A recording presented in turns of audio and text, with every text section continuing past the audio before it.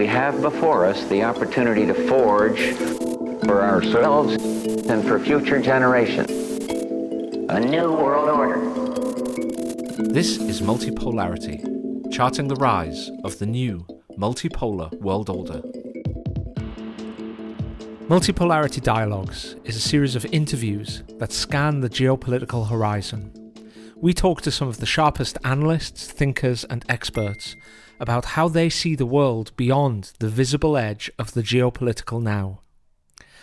About a month ago, the foreign affairs and geopolitical media was abuzz with talk about the Victory Day military parade in Beijing.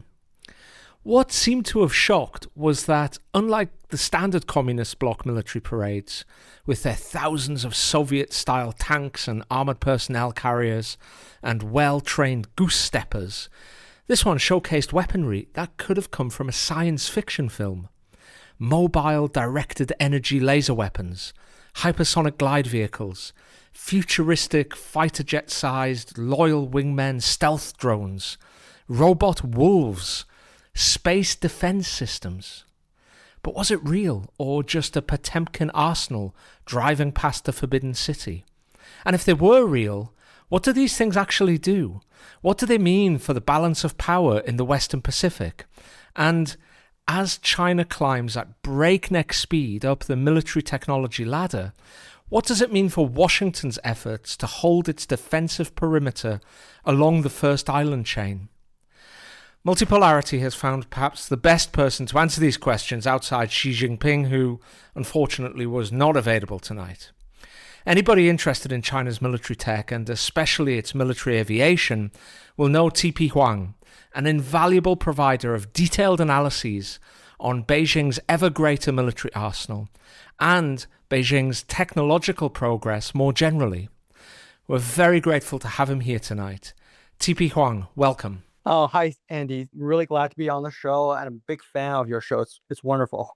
Great stuff. Lovely to hear, sir. I think the first question I really want to ask you, TP, is before we start going into the kind of nerdish details that I'll find absolutely fascinating, could you maybe provide an overview of some of the military technology that was revealed or unveiled at the Victory Day parade at the beginning of September, but including some things that perhaps you and I will have seen from private sector satellite photographs or grainy cell phone footage or various analyses online, but maybe the mainstream, the average listener won't have seen. I mean, what did Beijing reveal exactly in this Victory Day parade? Yeah, so this was actually a really interesting parade because it showcased some technology that we had suspected that they already developed, but really weren't well known to the public. And I think I'll just break down by talking about like four major categories, just a rough overview. One is the unmanned technology. So with that, we're talking about like the loyal wingman drones, the other kind of drones that they had. They also had these unmanned submarines, which were really interesting.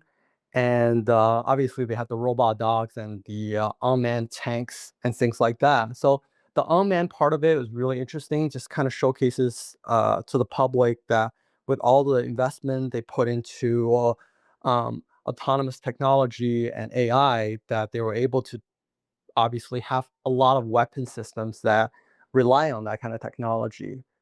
And they also showcased the hypersonic missiles and just general missile arsenal that was very impressive, including one that was like sized small enough to fit into like a submarine torpedo tube, which is probably the most impressive part. And that was supposed to be a hypersonic cruise missile. And it was really kind of interesting to see that because of the struggles that the US military program have had with hypersonic missiles, that China was able to develop something that can fit inside a torpedo tube and that can go Mach 6 to 8 about for most of the flight. So that was kind of a very interesting sign for us. And for the nerds in us, I think the laser technology was really interesting because we've known for a while that direct energy weapons are going to be like a major thing going forward. And we've also seen the Chinese military actually testing it out on ships, and we've seen them on weapons show. So seeing it wasn't really a surprise, but it was kind of cool to see them display it, because I think the lasers and also the microwave weapons that we saw that they put out are going to be a bigger deal in the future as we see them deployed on more platforms. And finally, from myself, like anyone that followed me on Twitter will know that I spent a lot of time talking about EVs, and so it was really cool to see just entire new system of land armored vehicles that uses plug-in hybrid kind of technology. So the new Type 100 series that they have basically runs on hybrid motors or on batteries for most of the part. And there's obviously a lot of advantages in terms of noise and thermal signature and range when it comes to having a hybrid platform, and also uh, it supplies more power to the all the sensors they have and all the self-defense platform weapons that they have. So a lot of that is, I think, for me at least, is just putting a lot of the technology that they developed in the civilian sector into the military side of things. And as someone who follows the civilian sector pretty prominently, I found that interesting. Yeah, I mean, I suppose the first question I really ought to ask very briefly is, how do we know that this stuff is real? I mean, how do we know that, I don't know, directed energy weapons, whether they be lasers or microwaves, actually work, are actually operational, are actually able to, do what the instruction manual claims that they do, or the promotional manual claims that they do, or the brochure, I should say, claims that they do? And secondly, if they are real, how has China managed to actually achieve this? Because it seems at this stage that they're almost leapfrogging the US in terms of technological development. The US and the UK as well have been working on directed energy weapons for a long time, especially lasers, which are seen as a kind of panacea for dealing with extremely inexpensive missile and drone systems, where in the past you've had to spend a lot on, I don't know, like a THAAD or a Patriot missile to shoot like a flying lawnmower down, right? It's a crazy economic exchange. So we've been in the West, we've been trying to develop these weapons for a long time, and now it suddenly seems that China has leapfrogged us, and not just that, but other things as well, like hypersonics, which you mentioned, like hybrid and battery electric drivetrains for vehicles. In the West, primarily, it seems to make the military net zero friendly, but maybe in China to gain other advantages. I don't know. So yeah, I mean, first of all, I mean, is this real? I mean, like, is this, can these things do what the promotional brochure claims that they do? And secondly, if they are real, how do we know that? And how has China managed to do this? Yeah, so I think that's everything's different depending on the platform, and most of the, I would say, all the weapon systems that you saw on the parade itself are in various stage of operational status.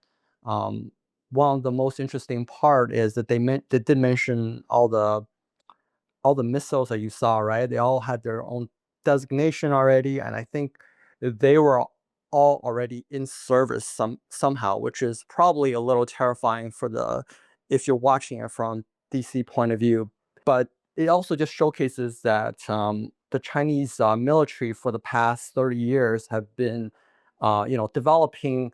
They're putting resources into certain type of platforms like hypersonic and ballistic missiles, with the express intent that they realize that they need to fight a certain type of battle in the West Pacific, and so they were able to devote a lot of resources into it. And like we've already found out about DF-17 and DF-26 from the some of the tests that they've done. They do like maybe several hundred hypersonic tests a year, so this is very well tracked by the U.S. military intelligence, and they talk about it in the Pentagon, the DoD paper on China, and so this is one of the few things that people in the U.S. military community have long regarded as one of the biggest threat to them.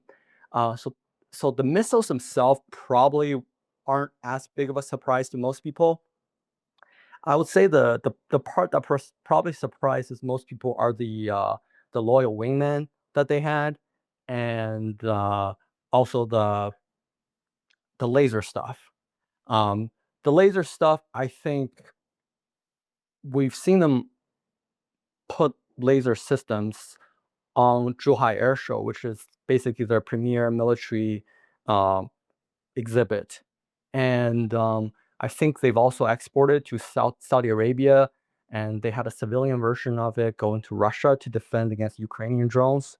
But obviously, it's not as good as the one that they use for their own purpose. So uh, I I guess how well the microwave and laser weapons work in practice, it would kind of depending on the environment you're operating under and what kind of threat you're facing.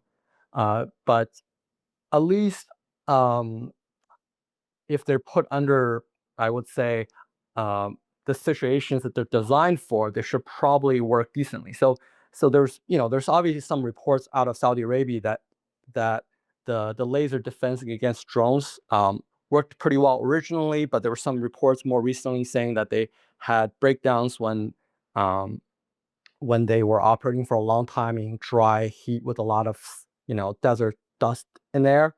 So there are concerns with the laser, and I think one of the main advantages that China has over Western technology, the weapon developer when it comes to laser, is just that there's such a huge industry around the high voltage, high power electrical systems.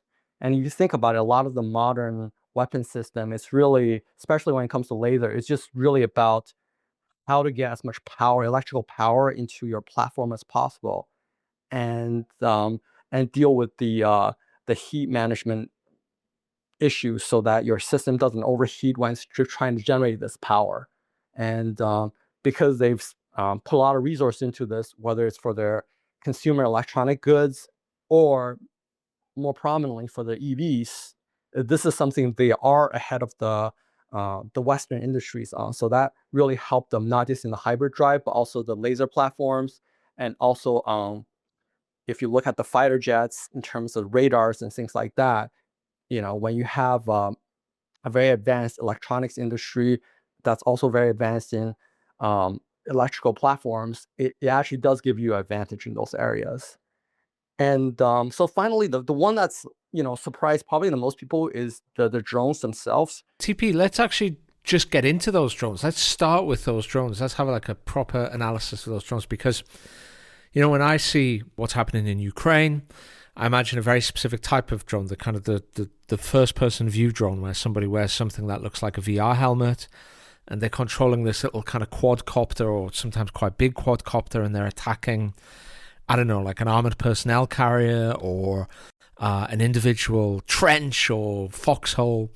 And then I also have this vision in my head of drones a bit like the Predator drone or the Reaper drone from America, of a very specific style. Okay, so let's look at what the Chinese revealed, what kind of drones the Chinese revealed, because they looked really different. Like, they actually looked like, I don't know, they look like what I imagine fighter jets in 2062 will look like, or something like that, right?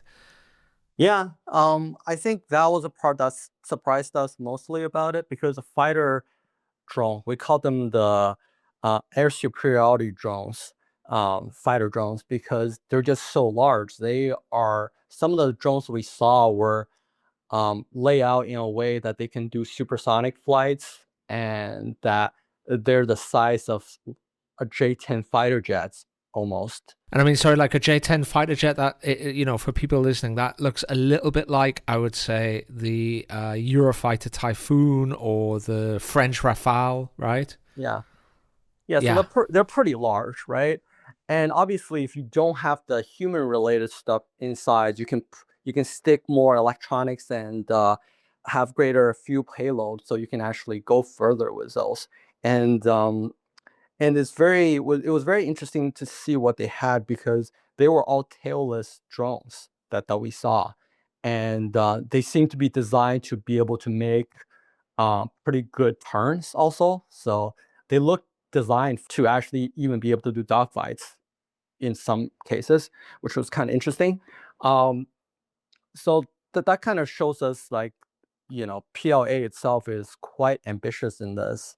And based on what I've heard so far, which is from some of the Chinese analysts on this issue, is that because already saw the serial numbers on the drones themselves, so they're actually already being tested in test and evaluation centers somewhere in western part of China in the Xinjiang province, so that it's further away from U.S. intelligence. You can still see it on the satellites and everything, but there's been some recent reports, especially by the War Zone, of different kind of really interesting looking drones that they've seen in this test base. So even aside from the ones that we saw in the air show itself, we saw an unmanned bomber that looks like the size of B-21, and we also saw like a really large ISR drone that it looks like to be have the wingspan of a B-2 bomber. So they're clearly really trying out like a lot of different kind of unmanned aircraft, and it, it does seems like they're putting a lot of resource into it. So the question is always why they're being this ambitious and whether they actually have the bandwidth to complete these programs or not. And I think it's very important to say that, even aside from these more advanced looking drones, they also have the more traditional kind of predator sized drones. Like they have this thing called wing loan that they sell abroad, or domestically it's called GJ2. And it's basically the modern one is similar size to the Predator drones, and they have like about 2 tons of payload. And they're not stealthy, but they have pretty long endurance. And they also have these, uh, smaller loyal wingmen, which look a little more conceptually like the ones that we would see with the U.S. sixth generation program. Uh, America calls those CCAs, collaborative combat aircraft. Uh, Yeah, so maybe just describe what a I mean, as far as I understand, maybe you'll tell me if I'm right or wrong. A loyal wingman or a CCS drone is a drone that would go up with a manned fighter jet. And a manned fighter jet, in addition to doing all of its fighter jet or fighter bomber kind of stuff that it does, like, combating other fighter jets and dogfighting them or doing beyond visual range combat or supporting ground troops or whatever it does. In addition to that, the fighter jet would also control one or more of these loyal wingmen or CCS drones, which would also then be able to fire off missiles or drop bombs or, in theory, perhaps even combat other fighter jets, right? So there's like one fighter jet, maybe in kind of two-man, like two-seater configuration, would be able to do all of the fighter jet stuff, plus also control like a little flight of drones. Yeah, is that correct? Yeah, so I think it's that's a basic concept behind it. I'll just go back to something that happened in May between India and Pakistan, where Pakistan talked about how its air combat went with India, and one of the things that were found out from that discussion is that Pakistan was using the electronic intelligence, electronic emissions from the Indian aircraft at the time to pick up where they are, so that they can have the airborne early warning platform lock onto it, and then have the J-10s fire off the long missiles. So if you think about it from that point of view, if you have manned platform, you want them to be as invisible as possible, right? So you want to have the active radar turned off for the most of the time. So part of the reason why you have loyal wingman is you can have these more attributable platforms out there further in front of it that do have the sensor turned on. So you have a network of sensors in the air, that's more actionable. So if they get shot down, it's not as big of a deal as if you get your, F-35 shot down or your J-20 get shot down. And then by having these network of sensors in the air, you're able to get more data and then feed this all this data to your much larger either your manned fighter or your airborne early warning platform to triangulate where the location of the stealth fighters on the other side or the little drones are, and then you can direct these drones or your fighter jet to actually fire off the missile to strike the other side. And so just by having these more actionable CCAs around, you're able to have a better chance of detecting and then locking onto the other side's aircraft, and without exposing your own manned aircraft's signatures, and then use them to fire off the missiles either against the fighter jet from the other side, or even have them attack ground aircraft from the other side. So that is like, I think, generally how the U.S. military sees the manned unmanned teaming works. From what you've seen of the Chinese program to produce similar drones, you would say that it was the same, except, as far as I can tell, much more advanced in terms of the progress they've made toward deployment, because those drones looked as if they were absolutely optimized for stealth. They looked like the real deal as well, not just mock-ups, right? I saw some really interesting photographic analysis which suggested that they were indeed real drones rather than mock-ups. So is that your understanding as well, that it's like the Chinese concept of this is the same, where these loyal wingman drones would be more attritionable, they would be something that could provide a network of sensors and improve battlefield awareness, they would also be able to massively increase the payload at the disposal of an individual fighter jet pilot, and they would essentially be a force multiplier. Is that your understanding of the Chinese system, but farther along the line of deployment? Yeah, I think you got all of that, really. And I think it's very important to say that they're actually already testing this out right now for evaluation purposes in the western province of Xinjiang somewhere. And that's from what we heard, the large J-10 sized air superiority drones have actually already, not shot down, but they already scored like hits in the simulated warfares against manned fighter jets. So they've already done quite a bit of testing. But I think, like, in terms of PLA, what we've seen is that they're able to develop quite a few of these different programs at the same time, that they're able to evaluate and put in the air for the actual real world testing. And if you think about AI, it's all about collecting data. The more data, the more training that you can do, the better that the software and the algos for these drones get over time. So whereas I've heard from my friend that the U.S. military program, they've been able to do a lot of training on their CCA tactics just using simulations, right? But it's still different from doing it with like real aircraft that are flying at information, fighting against each other. So, and also if you look at the ones that we saw in the parade, they're just larger, and sometimes much larger than the CCAs, like the YFQ-42 and the YFQ-44A. And by the way, the YFQ-44A by Anduril is not stealth at all. Like it is really tiny. I think that entire thing is a grift. So like, I don't know why Pentagon signed up to that program, but if I was a follower of the U.S. military, I'd be a little concerned at the moment, just based on the pace that the Chinese program is pumping out different designs, and the U.S. program is pumping out designs. Really? I mean, why is that, TP? Because I remember, like 5, maybe even more years ago, first seeing this kind of loyal wingman concept on this kind of Valkyrie concept drone, right? And I don't think this was an official Pentagon procurement thing, but it was something that maybe Boeing or Lockheed had produced. And that was the first time that I saw this concept, and I thought, whoa, that's a great idea. That's going to be what the future is, at least until drones go fully AI, right, and like control themselves. But it seemed then that the Pentagon was, or like the US at least, was way ahead. Like what on earth has happened in the last 5 or 6 years since the Valkyrie came out? Well, I think like China doesn't really show off some of the stuff. So a lot of times when it's making progress, we don't actually see it.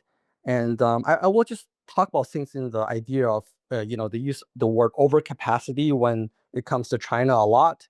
Well, we found out recently that China has overcapacity in drone programs and also engineers also, because what I heard like when J35 came out, which was kind of interesting, is that they said the core aerospace engineering team that was responsible for developing this J35 aircraft in Shenyang Aircraft Corporation, the average age was like in the early 30s or something like that. So they have a really large force of young engineers working on these programs.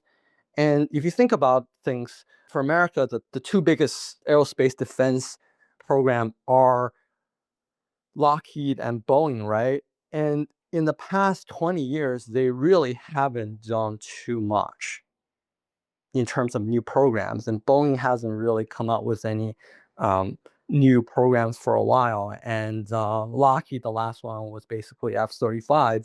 Whereas, if you just look at Chengdu or Shenyang, they've had this continuous wave of project that they can work on. From on the Chengdu side, they had the J-10, and then the JF-17, and then J-20, and other variants of J-20s, and now the J-36.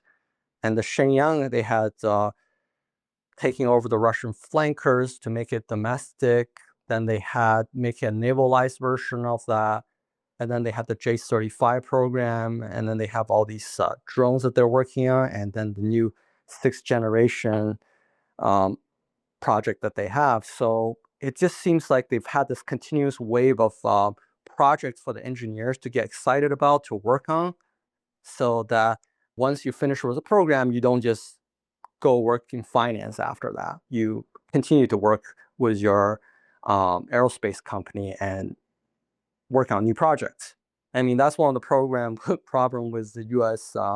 Aerospace giant. I think they've lost some of the engineering talent to other industries because of there just hasn't been as many new programs, and the bean counters are cutting off some, maybe are not paying the engineers what they need to stay in the industry. Yeah, there's a sense that the kind of the golden era of Kelly Johnson at Skunk Works is kind of past, or if it's still around, it's maybe somewhere in China at the moment, right? Rather than where they have this, the flywheel of concept to development to deployment is going so much faster in China than in the US or in Europe, certainly. That's the impression I get anyway. Look, I want to ask you a kind of dumb question that I've often wondered. I mean, multipolarity listeners might say that it won't be the first dumb question that I've asked, but I'm going to ask it anyway. And that's, why don't drones that are controlled by humans elsewhere in the world, or controlled by a human in a fighter jet, why are they able to communicate in a hostile electronic environment? Like, why can't the Russians just electronically block the signals to, the drones the US drones that fly over the Black Sea, gathering information? Why can't, the Chinese just electronically disable the messages going to these drones? I mean, I remember years ago, maybe 15 years ago or so, the Iranians downed an American stealth drone somehow that was spying on Iran. And the Iranians managed to kind of lock onto it and somehow stop the signals going to it and trick it into landing, right? Why doesn't that happen more often? Like, I mean, do drones have a way of always being able to communicate with whoever it is who's controlling them? Or like what? Can you explain that? Yeah, so I think it really depends on the drone again. If you've seen, based on what I read in the Russian-Ukraine conflict, right, they went to the fiber optic drones because the ones that were getting, data linked from Starlinks and stuff like that was getting getting the signals mixed up because of the Russian electronic warfare. And that was a big problem with them. Obviously, the more capable your drone is, if it's fitted with the latest communication protocol and it's using some kind of low probability of intercept kind of protocols, and has using more of like modern ASA type of communication, right? That can hop between different wave and receive different ones, and it's able to filter out the noises, then those are just a lot harder to intercept. If you think about like the 5G, 6G companies and other issues that we just deal with on a regular basis, there has to be a lot of the technologies developed to deal with the interferences that we get in the world. So depending on the military, if you have better electronics, if you have better, more advanced electronic technology, better radio frequency technology, then you're able to likely overpower the other side when it comes to data transmission and in terms of scrambling, blocking the other side's signals when it's communicating with other aircraft or with satellites. But if you have more of these, a more resilient system with different satellites in the air and also a lot of different platforms in the air, then you're able to, even if you get jammed in some places, you can still communicate with other assets. But I think in a modern battlefield, depending on the number of electronic aircraft you have in the air, it is definitely possible these drones in the air, they will just lose signal at a certain point, even if they're fitted with modern communication technology. So this is one of the big questions when it comes to loyal wingman. What do they do when they are no longer controlled by a pilot somewhere?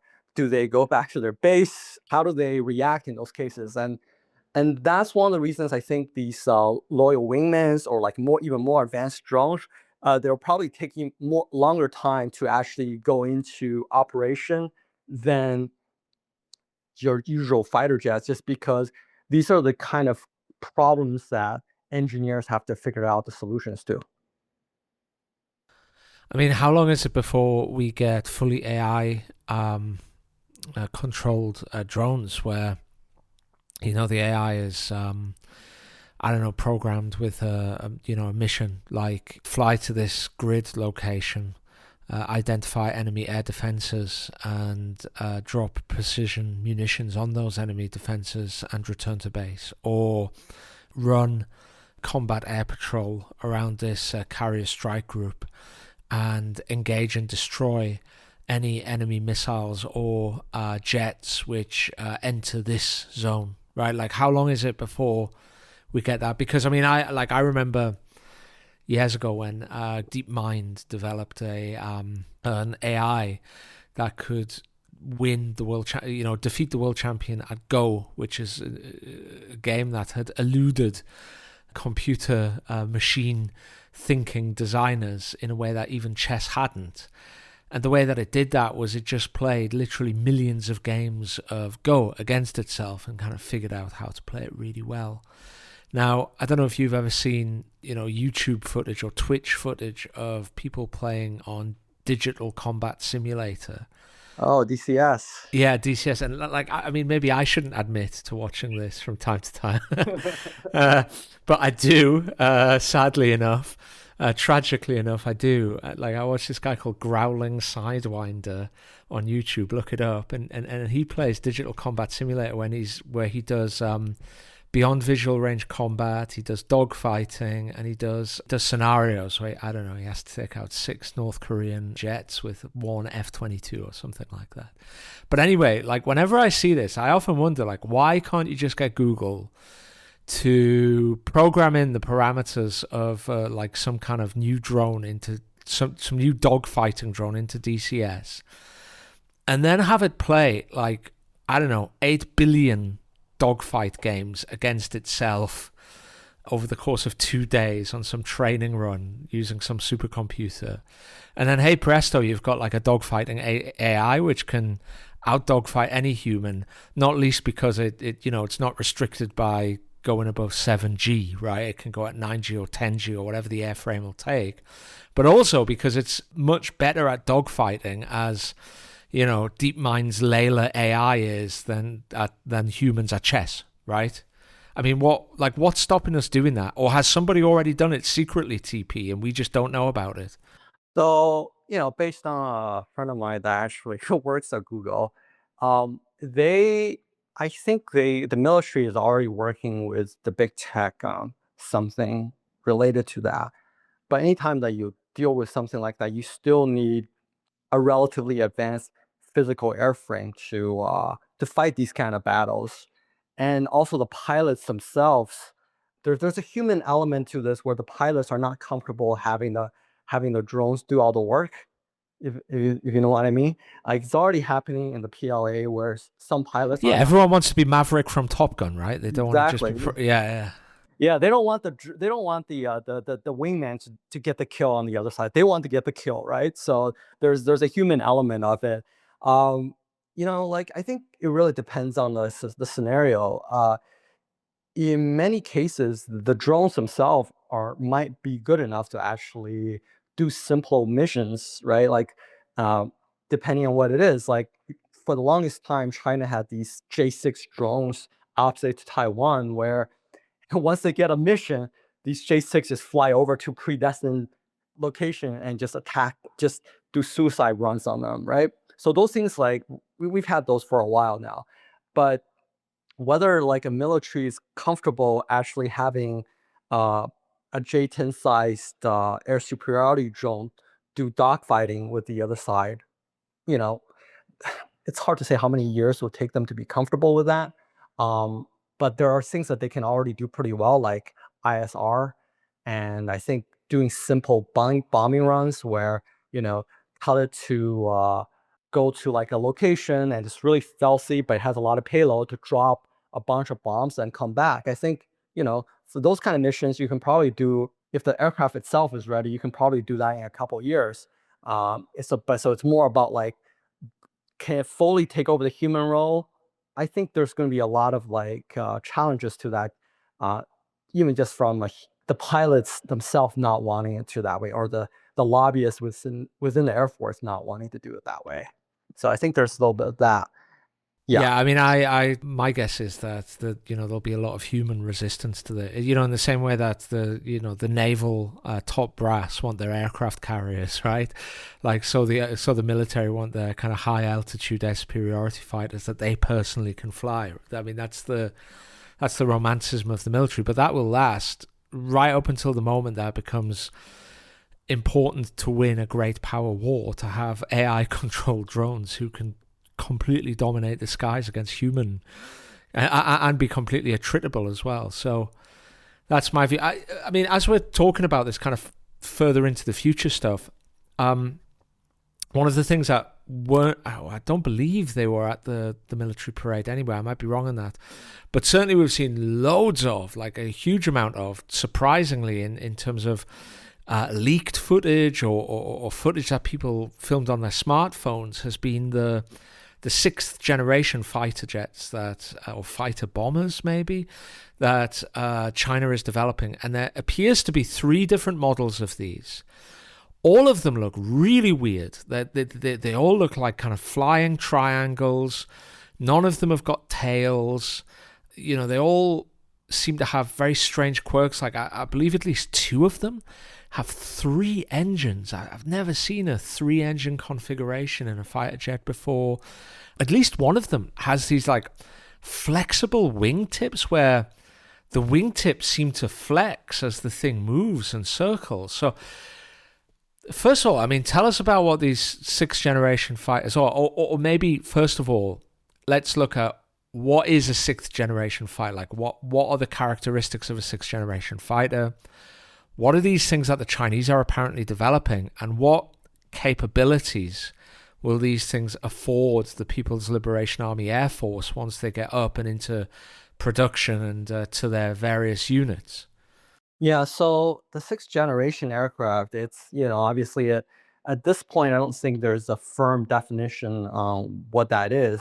But it seems like from at least China's concept of sixth generation aircraft, you need something that's significantly more stealthy than the fifth generation aircraft. That's why we've seen that the tails have gone away basically, because they wanted to be like broadband stealth against every directions. So I mean, just the fifth generation ones, as far as I understand, they're stealthy in like is it the X band of radar, which is Yeah, just like one wavelength of radar? they're pretty stealthy against most of the spectrum, but not against the really long band ones. Right, right. So like there was a lot of stories in China about how they have these like uh, ultra high frequency bandwave radars that are able to detect F-22s from hundreds of kilometers out. And then once you detect that, then you can have your early warning aircraft narrow beam into, just focus all its power into that direction until you can discover it and track it at a decent range, and then you can go shoot your missiles at it. So like over time, the pace of development in radar technology in recent years at least has far exceeded that of the stealth technology. So something that was not really discussed, we couldn't really track from like F-22 from 20 years ago. We can track them pretty easily now if you have a recent technology, if you have like the latest radar technology and sensor fusion technology. So that's why they're trying to go even a further step into the velo side of things, where they have these tailless aircraft that all somehow look like triangles but can still fly a little bit. And the only difference is the triangles are shaped in a certain way. So some of them are more optimized for like long subsonic cruise, whereas other ones are optimized to fly at supersonic speed, right? So for the fighter jets, like the J-36, the Chengdu program that has 3 engines, and the Shenyang program, which has 2 engines, they're obviously optimized to be able to fly supersonic regimes. Where something like B-21, it's a bomber, so it's optimized to have longer range, but it's designed to fly at subsonic speed. I think that it's kind of interesting that even the drones that the China's producing right now are also tailless. So it's definitely much more difficult in terms of aerodynamics to control things without tails. But I guess with modern flight simulation data, it's easier to control these things using computers than before. And do you think that's why they're using these kind of like flexible wingtips? I mean, like just to describe to listeners, because we don't have like video here, but like it's basically like the from what I've seen of these kind of not professional kind of home movie style videos of these things flying. It's like as they turn or causing them to turn, it's like the whole end of the wing seems to kind of flex and twist, right? Like it's a really strange thing to see. Yeah, so that's part of it. So the Shenyang program has that in order to control the aircraft, because but you don't have the tail to also help control the movement, and you're also trying to reduce the reflections, right? You have to rely on other non-traditional ways of controlling control surfaces to actually control the movement of your aircraft. And if you see something like J-36, they have a bunch of flaps at the back that you know they raise or lower in different ways to, because I guess they're trying to just not have any kind of reflection from the front area. They're trying to optimize completely from the front and the side, so you can't see any kind of movements with the moving parts on your aircraft. It seems even more complicated just to have a bunch of little flaps on the end trying to get it to move in different directions. I will be interesting to see what the F-47 looks like in comparison to this, because the two aircraft that we're seeing flying right now are already very novel in the way that they control the aircraft. And it'd be very interesting to see what the US program does to deal with the same problem, which is basically you're trying to get a flying triangle to maneuver as much as you can, basically. Yeah, I mean, it's really interesting that the Russians seem to have gone in a completely opposite direction. That the Su-57, their fifth generation fighter, it seems is not that stealth, is not particularly stealthy. It's more kind of low observable than stealthy, but it's hyper maneuverable. It's probably more maneuverable than any other fighter craft in the world today, but it's not particularly stealthy. That suggests to me that the Russians think are not necessarily sold on beyond visual range combat. They still think there's, like maybe the chance of dogfights emerging, or maybe they're not sold on stealth. They think they can pick it up, or maybe they can't do stealth, so they're trying to compensate. Yeah, I think it's a latter. Yeah. If you look at what the U.S. military does, right, it simulates J-20s with F-35s, and it simulates Su-57s with F-18s or F-16s. Right, sure, but the Su-57 it's much more maneuverable than like an F-16 or Sure. Yeah. And I'm just talking about a stealth point of view. Like right, okay. Right, yeah, I've got you. And what else will these fighter jets do? I mean, I guess the 3 engines is about either range or maybe energy production for directed energy, or both of those are very important. Like the modern aircraft, you really need a lot of power generation to power all the electronics that you have and all the computation that you're expected. If you think about it, you need to, if you're operating with a bunch of drones in the air, you need to be able to accept data from them and then do very hard data crunching. And then you need also cooling energy to do the cooling on your aircraft. So all of that takes energy. And both the US and China side have designed their aircraft for like Pacific range. So, for China side, you need to be able to have your J-36 fly to Guam, drop bombs, and attack aircraft and do electronic warfare and then come back. So they need probably 1,500 nautical mile combat radiuses, I would say, for those kind of missions. And US would need similar kind of ranges on their aircraft because if the stuff around Japan gets destroyed, then they need to fly in from Alaska or Northern Australia or Guam if Guam doesn't get destroyed. I think that people really ought to understand that the distances involved in the Pacific theater are just absolutely huge. I mean, China to Guam is probably the thick end of 2,000 miles, something like that, or like 1,800 miles. Yeah, I think that's about right. That's kind of like the distance between what I'm just measuring now. It's farther than London to Moscow, right? I mean, that's a big distance. It's a lot farther than London to Moscow. So yeah, I mean, the distances are absolutely huge in this theater.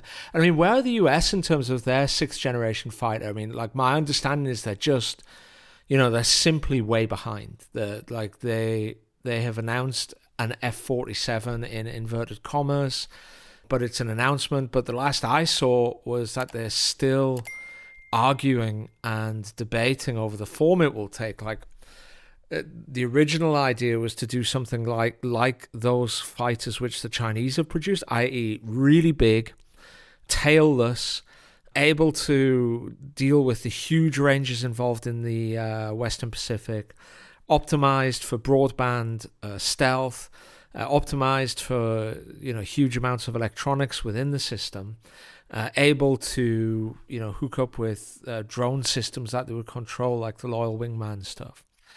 And then more recently, we've seen plans that have said, no, that's way too expensive. What we're going to do is we're going to make this thing really small. But the solution that we're going to come up with is to have a drone, a small drone refueling tanker that goes along with this thing, and a couple of other kind of drone things for all of the sensors and the munitions and payload that we can't fit in this much smaller jet. So it seems to me they haven't even settled on a final format, let alone done serious work on producing this thing. But maybe that's changed recently with the Trump announcement of the F-47. Do you want to bring us up to date on that? Yeah, so it seems to me that after the Chinese program flew in the air, that I think there was a lot of pressure within the Pentagon to actually, just make a decision to do something. And I think they're probably going for the F-47 is the former, where they're looking to build something large like the Chinese program, probably 2 heavy engines and more like F-22 sized than three engine like the Chengdu program, my guess is.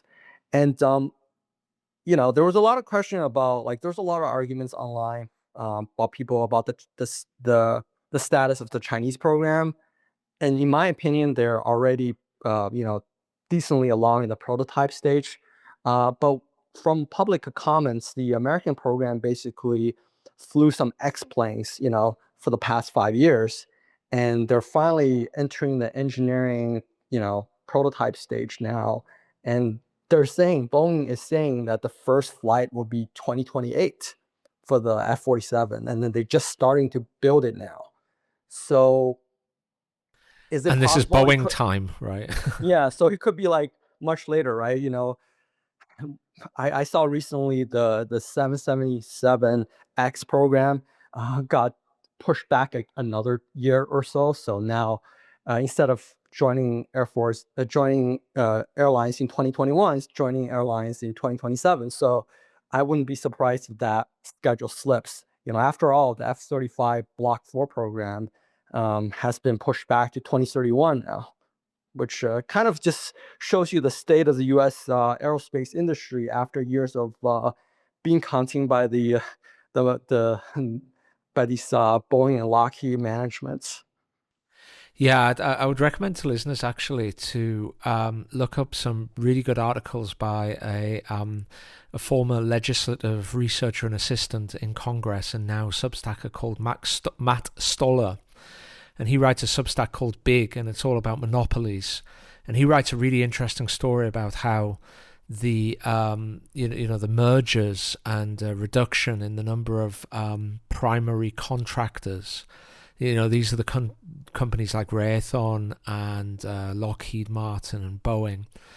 The reduction in the numbers of these to 5 big primes has had a hugely deleterious effect, along with the financialization of those companies, where the chief financial officer is now the most important person instead of the engineers who made those companies great to begin with. And I recommend people really look at that because it's pretty stark view. And one more question before we kind of like move on to the concluding point. I've always thought that one area where the US would be able to maintain its advantage for some time, because over the last maybe 3 years or so, I've become increasingly convinced that the Chinese cycle of conception, development, engineering, testing, deployment, that flywheel is just spinning so much more quickly than that in the West, that eventually they would catch up and maybe even overtake the US.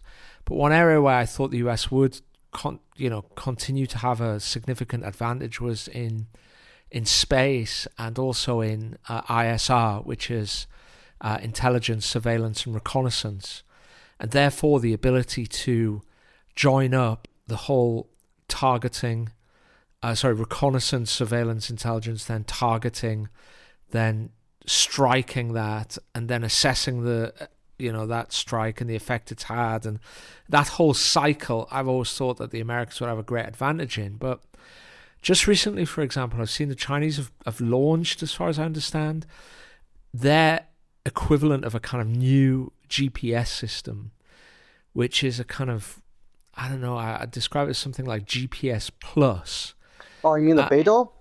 Yeah, maybe. I mean, maybe you could describe that, because as far as I understood, it provided much more accurate location data than GPS, but it was also something that could be used for secure communications and very clear and high bandwidth communications, and it was like this super space system. And I thought, whoa, that's obviously something that would be useful for the military.